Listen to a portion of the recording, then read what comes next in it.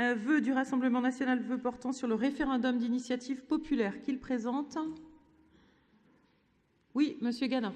Oui, bon, écoutez, Madame la Présidente, je vais être très bref puisque j'en ai parlé dans mon intervention précédente sur la question de la Loire-Atlantique. Il est évident que ce n'est pas la région qui va instituer cela en dehors de la loi nationale. Simplement, je pense qu'en tant que présidente de région, vous pouvez peut-être, quand le débat sera lancé, intervenir pour demander est-ce que la dimension régionale des consultations de ce type soit actée dans la loi, puisque je pense que ça débouchera sur une loi, et que donc vous interveniez en tant que président de notre institution pour que cela soit possible avec des règles claires. C'est ce que je disais tout à l'heure, ça n'a pas été clair ces dernières années, et moi j'ai beaucoup regretté que le référendum n'ait pas eu lieu plus tôt sur Notre-Dame-des-Landes. Ça aurait clos le débat dans un sens ou dans un autre, et ça nous aurait évité bien des pertes de temps, de salive, d'encre, de débats en tout genre, etc.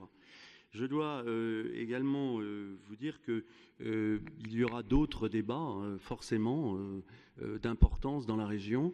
Je pense qu'il y aurait un plan, par exemple, sur les grandes voies de développement et les grands équipements qui seraient à proposer à la population avec des options. Il y aurait des choses de ce type qui seraient vraiment très intéressantes et qui relanceraient l'image de la région qui est obscure et confuse auprès de nos concitoyens. Ils ne voient pas très clairement ce que nous faisons. Ils connaissent le département, la région beaucoup moins, je vous assure. Et donc, ce serait vraiment intéressant, je pense, pour la démocratie régionale. Voilà. Je vous remercie. Bien. Et du coup, vous maintenez ou vous maintenez votre vœu? Oui, le sujet reviendra très certainement. Oui, ok. Monsieur Clergeau. Oui, deux remarques. La première, c'est que ce débat est déjà devant l'Assemblée nationale, puisque plusieurs groupes parlementaires, dont les groupes socialistes de l'Assemblée et du Sénat, ont fait des propositions pour traduire de manière législative l'idée du référendum d'initiative citoyenne. Je rappelle par ailleurs que la loi actuelle rend possible, non pas tout ce que vous indiquez, mais des référendums, et que les groupes socialistes ont lancé une démarche qui peut amener un référendum sur le rétablissement de l'impôt sur la fortune. Il faut pour cela un certain nombre de parlementaires, ça devrait être possible. Il faut ensuite plusieurs millions de citoyens qui signent cette demande. Donc je compte sur la mobilisation de tous pour enclencher demain ce référendum sur le rétablissement de l'impôt sur la fortune. Et troisième élément, c'est par rapport à la démocratie régionale. Je pense que ce qui serait on a besoin de réfléchir sur des outils autres que le référendum, ce qui ne veut pas dire l'exclure a priori, pour associer les citoyens pas seulement à la décision finale, mais à la genèse des projets dans des phases amont, y compris sur l'exemple que vous donnez d'infrastructure. On a un problème donné, il y a plusieurs hypothèses au départ sur la table. Qu'est-ce qu'en pensent les uns et les autres? Qu'est-ce qu'ils mettent comme regard citoyen, comme contribution? Et ça, c'est des méthodes beaucoup plus riches que le simple référendum décisionnel final qui peut être utile dans certains cas. Donc il y a beaucoup d'ambiguïté dans votre vœu, y compris dans la référence au protocole de Marrakech. Donc pour toutes ces raisons, nous voterons contre. Bien, Sophie Bringui. Oui, bonjour. Nous sommes très favorables à élargir le socle des expressions démocratiques et des capacités citoyennes à se mobiliser et à offrir des débouchés pour celles et ceux qui ont des propositions à faire en dehors des temps électoraux.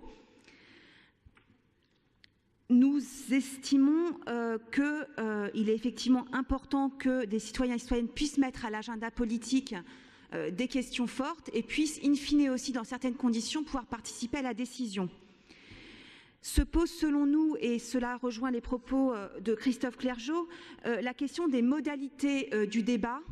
On vient d'assister à une séquence assez buesque dans cet hémicycle à propos de la position qu'aurait été celle de Jean-Marc Ayrault, où en fait on dit vrai ce qu'on ne sait pas et ce qui est faux, et chacun proclame des chiffres ou proclame des affirmations, et je remercie Frédéric Béat d'avoir remis des points sur les i. Mais ce qui s'est passé là montre bien qu'il y a un enjeu de quelles informations met à la disposition des citoyens et des citoyennes, comment on organise le débat, non pas pour juxtaposer des oppositions, mais bien pour mettre en mouvement et en fonctionnement ce qui peut devenir après de l'intelligence collective, et que le référendum populaire ne devienne pas un référendum populiste.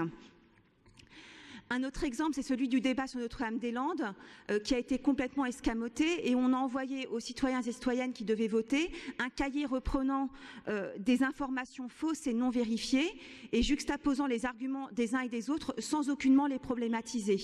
Donc oui, pour des référendums et d'autres modalités qui permettent une intervention des citoyens et citoyennes en dehors des temps d'élection, mais surtout oui pour qu'on arrive à trouver des modalités de débat, de dialogue territorial collectif qui fassent émerger de l'intelligence collective.